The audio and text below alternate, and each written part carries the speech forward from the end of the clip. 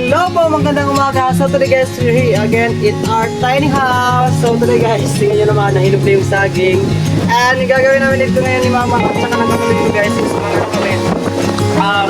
Magdidilip kami or magtanggal ng mga tawag yung mga nalaglag na ng saging, dahon ng saging. And nilinis namin yung paikot ng saging. Kasi nga, di ba, kita nyo naman sa previous vlog ko na tawag nun, pinuntahan namin yung area namin dun sa taas. And yun, sobrang sobrang dami ng damo.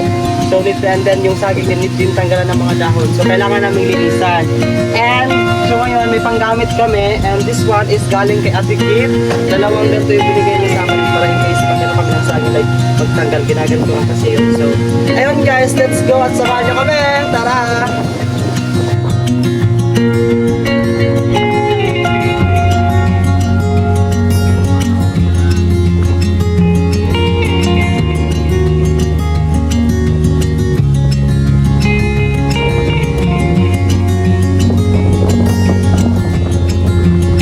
Ganito kalakas yung hangin dito ngayon. Paano to? Bagyo na ba to? Ganito kalakas yung hangin dito ngayon guys sa amin. Papunta pa lang kami doon sa, sa taas dahil doon kami magtanggal ng mga dahon ng saging. Ayan, sobrang sarap.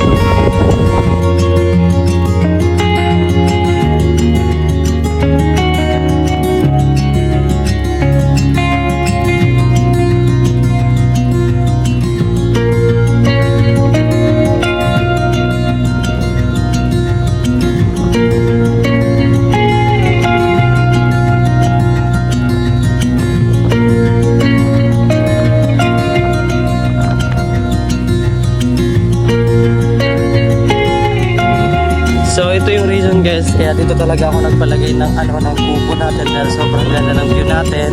And ayan, sobrang lakas din ng hangin, sobrang presko yung nare-receive natin hangin. Kaya si mother din, sa susunod, gusto ko dito sa palagi at least pag may gulay na kami dito, may mga tanim na tayong mga gulay at least na siya, libre na siya dito at makakuha siya ng libre ng mga gulay.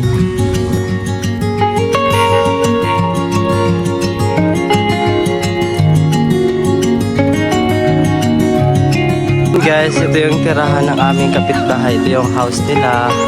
Ayan. Tapos ito yung sa kanila. May mga corn din sila dito.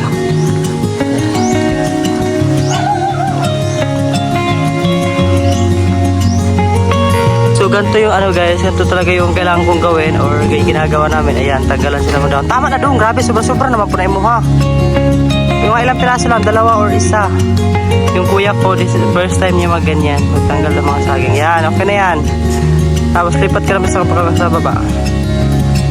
Ayan. And si mother andito din.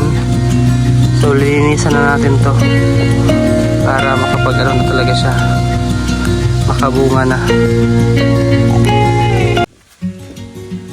Punit po doon kay mga sama. Paano na, lepas apa tadi na.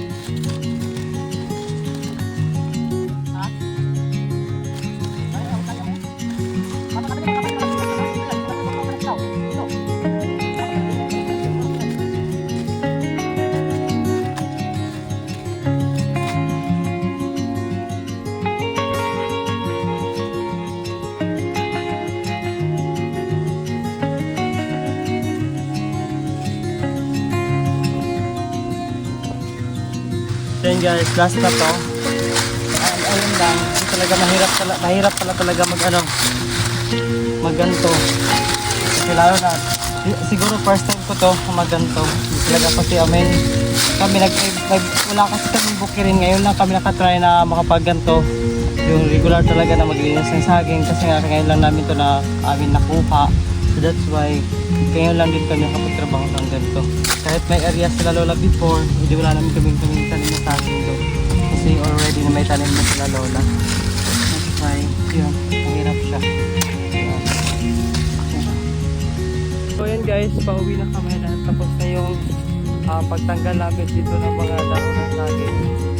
Pupunta muna tayo sa kubo. Daan muna tayo sa kubo natin. Wakas guys, nalinis na talaga natin tong saging and yung kulang na lang is to, itong mga damo dito. Kaya sprayan natin to para matanggal talaga, para malinis na.